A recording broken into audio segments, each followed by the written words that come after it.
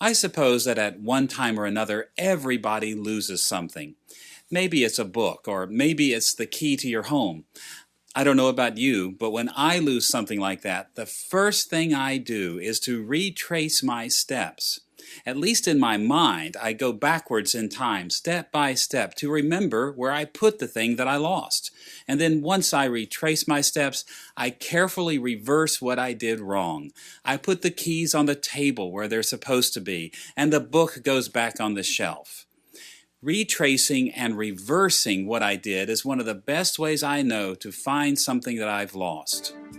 Now, we've entitled this lesson, Paradise Lost and Found, and we'll focus our attention on Genesis chapter 2, verses 4 through 3:24, the story of Adam and Eve's sin in the Garden of Eden. We will see that Moses wrote about Adam and Eve losing paradise to encourage Israel to retrace and reverse the steps Adam and Eve took in that Garden of Eden.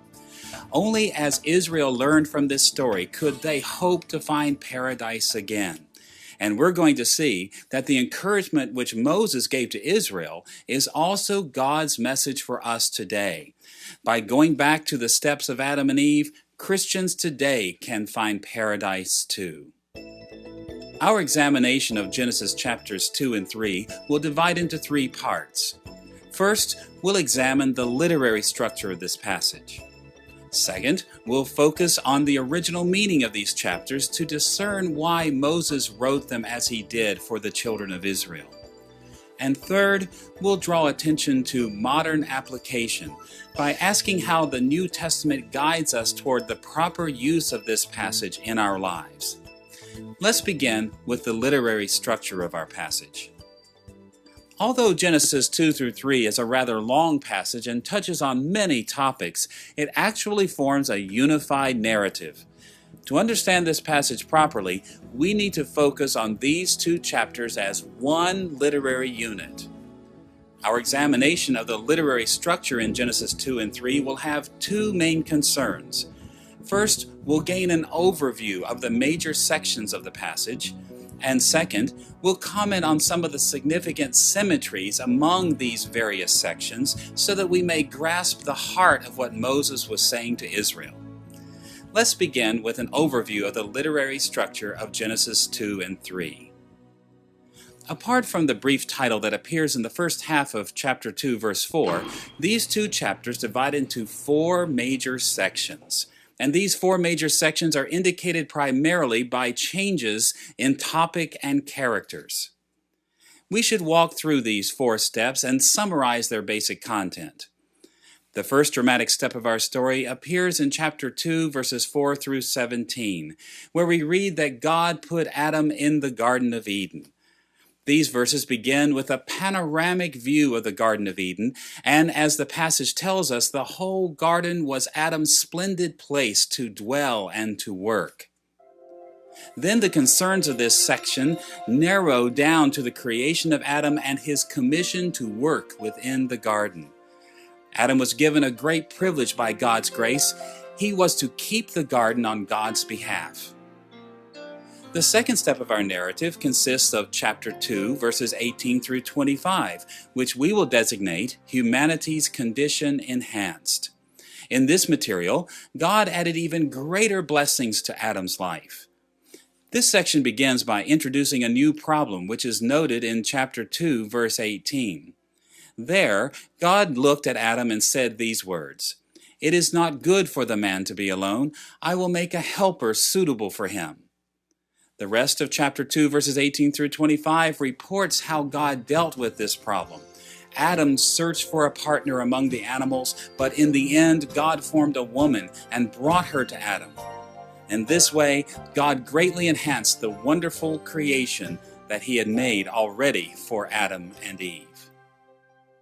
The third step of our narrative is chapter 3, verses 1 through 21, which we will call Humanity's Condition Cursed. This material begins in chapter 3, verse 1, with the introduction of a new topic and character, the tempting serpent. From this point forward, chapter 3, verses 1 through 21 deals with the serpent's temptation and the results of his temptation.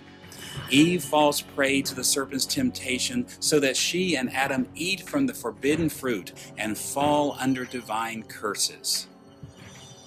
The fourth element in the overarching structure of this passage is chapter 3, verses 22 through 24, which we have entitled Humanity Out of the Garden.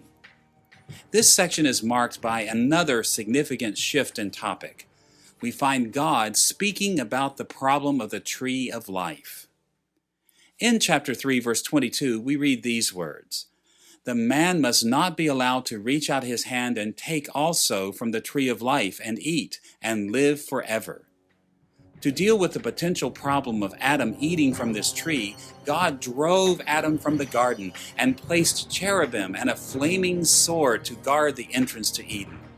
From that point on, human beings would no longer have access to the Garden of Eden apart from a direct intervention by God.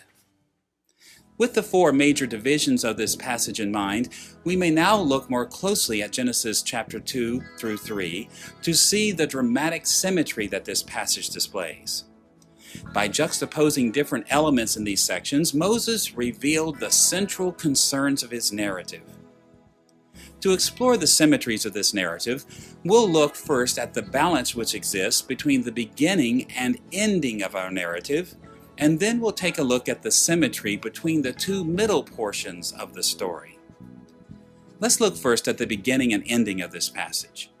As we will see, Genesis chapter 2 verses 4 through 17 and 3, 22 through 24 stand in sharp contrast with each other in at least three important ways.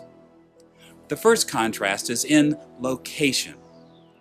The account begins in chapter 2, verse 7, with God placing Adam within the paradise garden. Adam lived and worked in a place full of divine blessings. Wonderful vegetation, life-giving water, precious metals and stones surrounded him on every side. But by contrast, the narrative ends in chapter 3, verse 24, with God expelling Adam and Eve from the garden. This geographical contrast makes it clear that the most desirable place for human beings to be on earth was in the Garden of Eden. A second difference in the focus in each section is on the special trees of the garden. Although chapter 2 verses 4 through 17 mentions two trees, the tree of life and the tree of the knowledge of good and evil, by the time we come to chapter 2, verse 17, attention moves just to the one tree, the tree of knowledge. This tree held the power to give human beings the experiential knowledge of goodness and sin. It could open their eyes to see things that they had not seen before. By contrast, at the end of the narrative, in chapter 3, verses 22 through 24, God was no longer concerned with the tree of the knowledge of good and evil, but exclusively with the tree of life. This tree had the power to give human beings eternal life, but God banished Adam and denied access to this tree. This contrast made it clear that free access which humanity once had to the garden and all of the blessings that were there had been lost until God decreed otherwise. A third difference between the beginning and ending of our narrative is in humanity's commission. In chapter 2, verse 15, the first step reports that God commissioned Adam to blessed work in the garden with no pain and no difficulty. In chapter 3, verse 23, however, God banished Adam and Eve from the garden and condemned them to difficult toil outside of the garden. This contrast also provides an essential perspective on the story. Not only did humanity lose the wonder of life in Eden, we were also condemned to difficulty so long as we remained away from the garden. These three contrasts between the opening and closing sections of Genesis chapters 2 and 3 draw our attention to some of the most vital aspects of this narrative. Moses wrote about a major shift in the human condition that took place in primeval times. God originally ordained that human beings should dwell in his garden, but Adam and Eve's sin bound them to difficulty and trouble and separated them from the tree that gives eternal life. Now, as we will see, this set of contrasts spoke directly to the situation in which the Israelites found themselves as Moses led them toward the Promised Land. The Israelites had been far from Eden as they suffered under the cruelty of slavery in Egypt. They needed to regain the blessings which God provided in Eden. With the contrasting symmetries of the outer portions of the story in mind, we should turn our attention to the middle portions of the story, chapter 2 verses 18 through 25 and chapter 3 verses 1 through 21. These two inner steps fill in the gap between the beginning and the ending, and they form their own set of contrasting symmetries in at least three ways. One contrast focuses on humanity's relationship with God.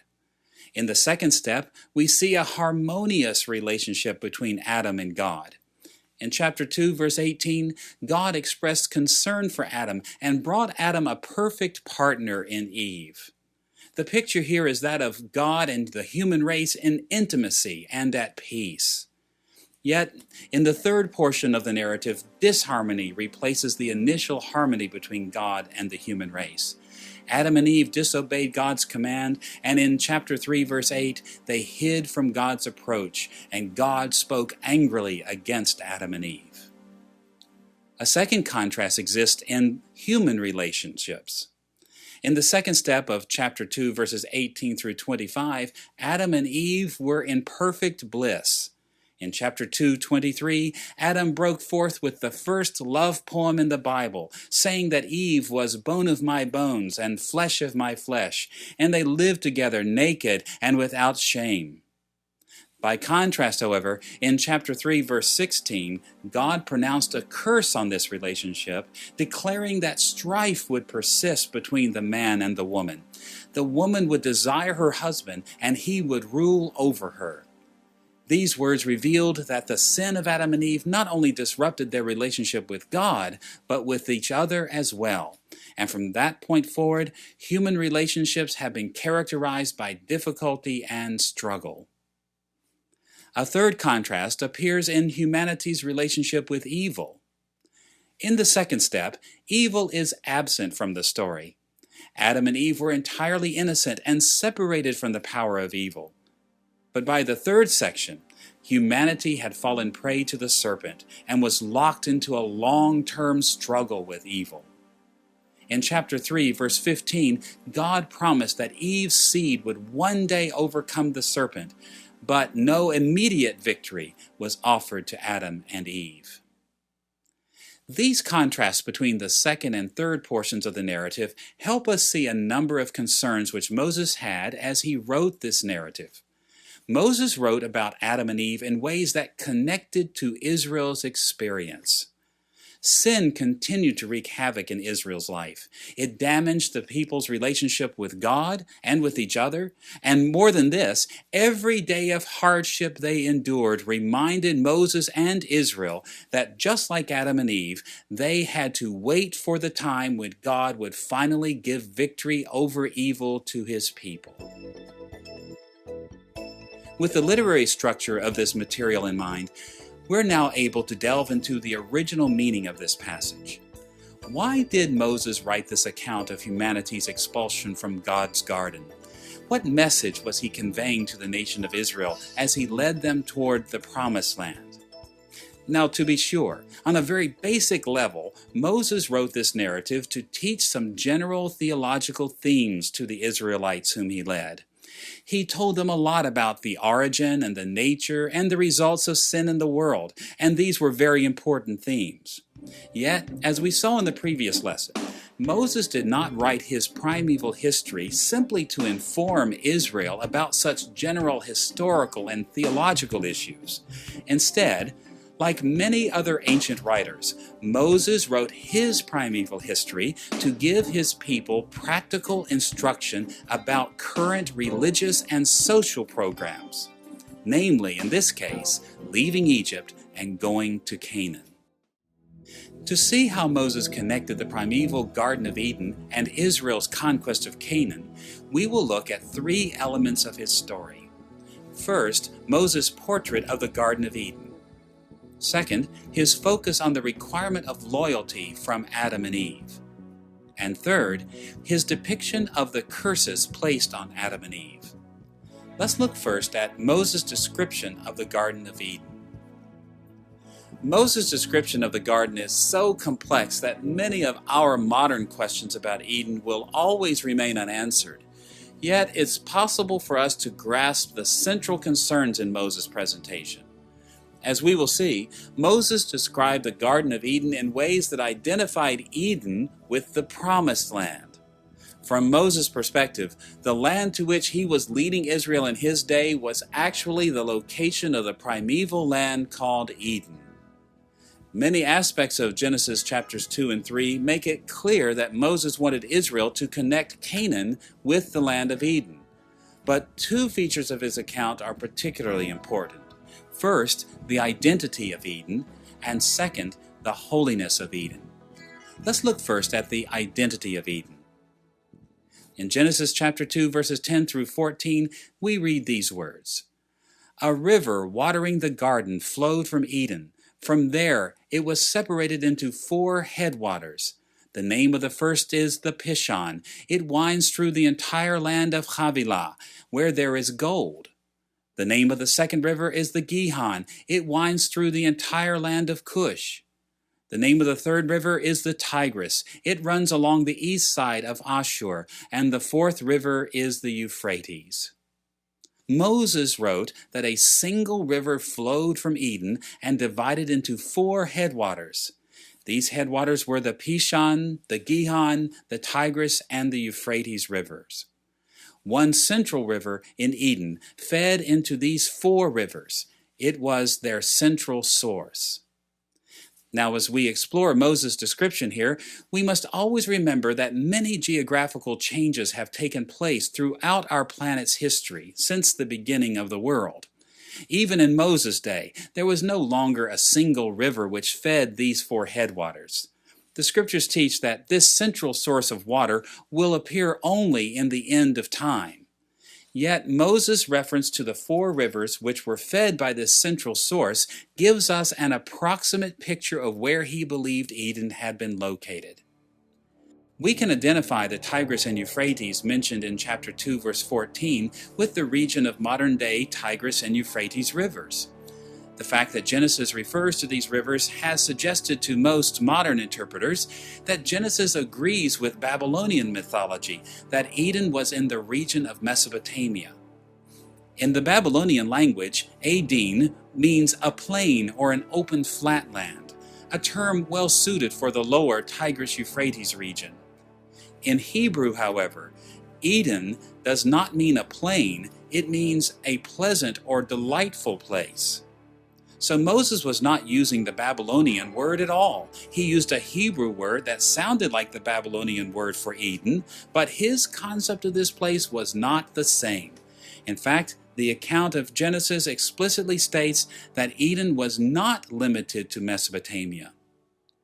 As we saw in Genesis chapter 2, verse 10, the Tigris and Euphrates flowed from a greater river which was located in Eden.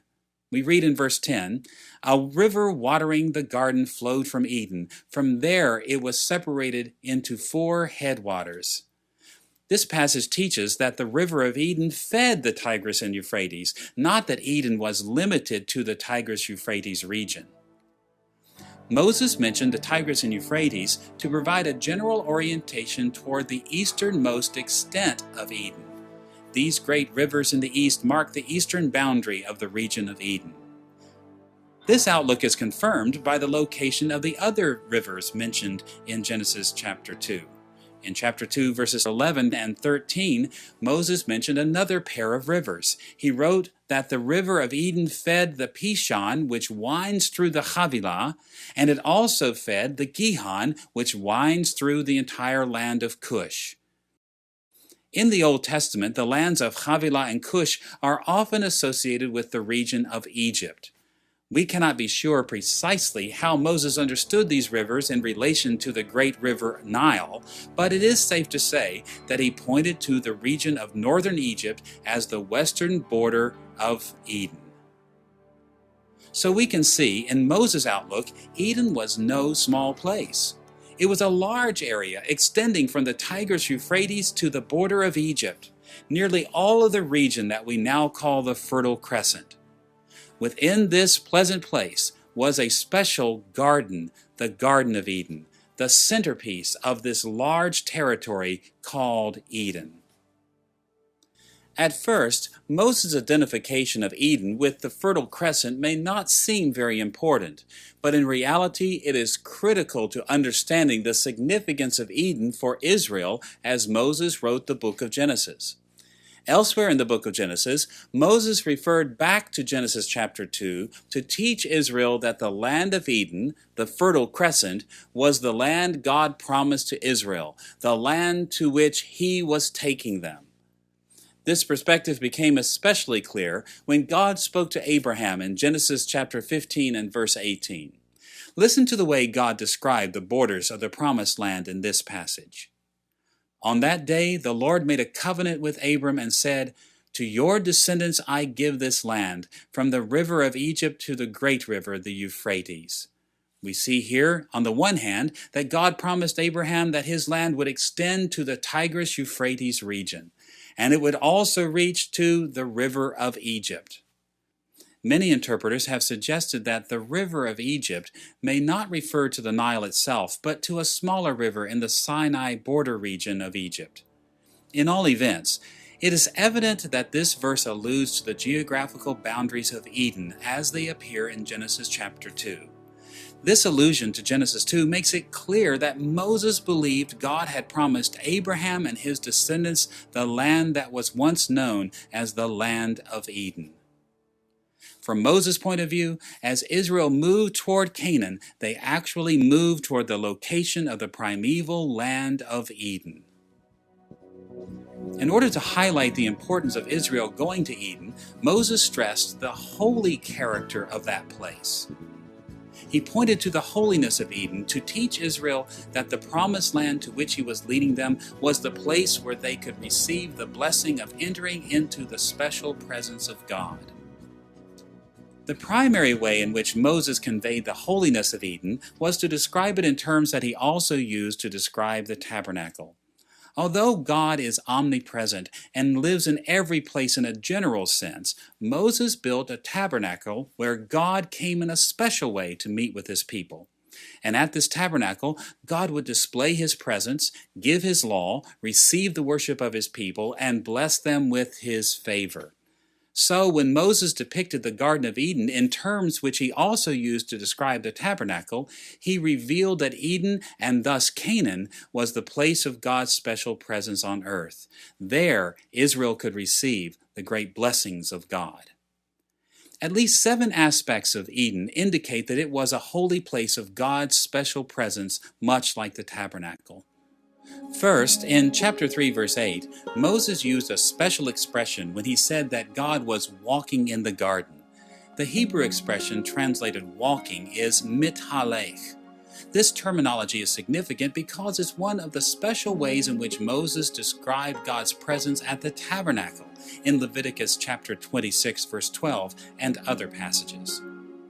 Second, in chapter 2, verse 9, we read about the tree of life as a central feature in the Garden of Eden. This sacramental tree held the power to give eternal life to those who ate from it. And although the Bible does not say this explicitly, recent archaeological research has noted that many sites in the ancient world had stylized images of the tree of life in sacred places. This evidence strongly suggests that the menorah, the 7-pronged lampstand of Moses' tabernacle, was most likely a stylized representation of the tree of life. In this way, the Garden of Eden is shown to be the original holy place on earth. A third way in which Moses noted the holiness of Eden was his focus on gold and onyx in the region.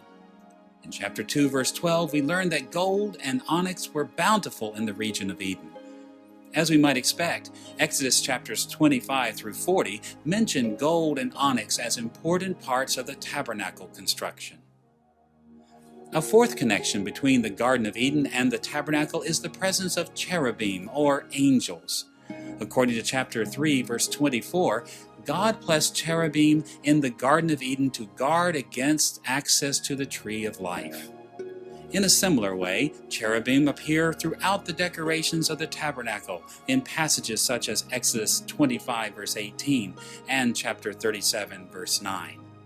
These cherubim reminded Israel not only of the angels in heaven, but also of the angels guarding the holy place in Eden. Fifth, we read in chapter 3 verse 24 that the entrance of Eden was in the east, that is, on the eastern side.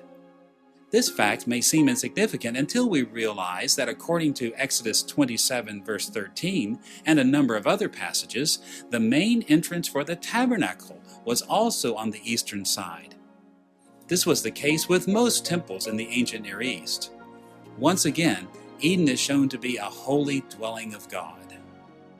Sixth, Moses spoke of Adam's service in Eden with language that he used elsewhere for Levitical service in the tabernacle. In chapter 2, verse 15, Moses described Adam's responsibility in the garden in this way: God put him in the Garden of Eden to work it and take care of it. These terms also appear together in Numbers chapter 3, verses 7 and 8, and 8:26. There, Moses described the work of the Levites in the tabernacle using the same expressions. Adam and Eve served as priests in the Garden of Eden. Seventh, it's significant that the formation of the Garden of Eden took place after the 6 days of creation. As we saw in the preceding lesson, the 6 days of creation climaxed in God's Sabbath observance in Genesis chapter 2, verses 1 through 3.